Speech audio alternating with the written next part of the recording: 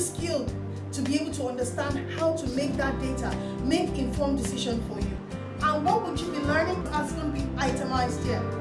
But the beautiful thing is, are you skilled to be relevant? The future of work is here today. How are you going to leverage the future of work? I am a Microsoft certified trainer on the Power Platform.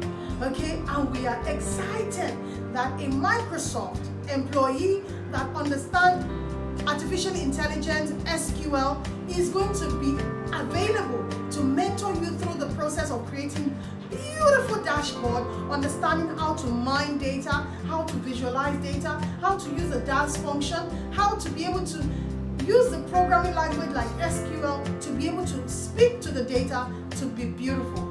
And all of this is a business intelligence classes that we are offering you. So sign up today and see you in class. The good thing is that I don't always still just teach you how to use the technology alone. I also guide you to see the business value of what you are doing. So again, when I teach people Power BI, I have two rules, which is your Power BI dashboard, like a newspaper or novel, needs to make sense to anybody who is looking at it in 10 seconds.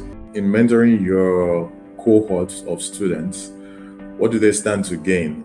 Well, they have access to someone who has supported customers in over 25 countries and counting, and not remotely. This is physical customers. Apart from that, you have somebody who has seen databases in various shades and colors, someone who has built a high availability environment for high volume transaction processing environments across multiple locations, somebody who has designed business strategy for data warehousing for customers beyond the shores of this country, and guided other customers with high performance issues. And then, of course, somebody who has done a lot of Power BI deliveries. I think I've trained about over 250 or 300 students on Power Platform, especially on Power BI, and a couple of things like that. So,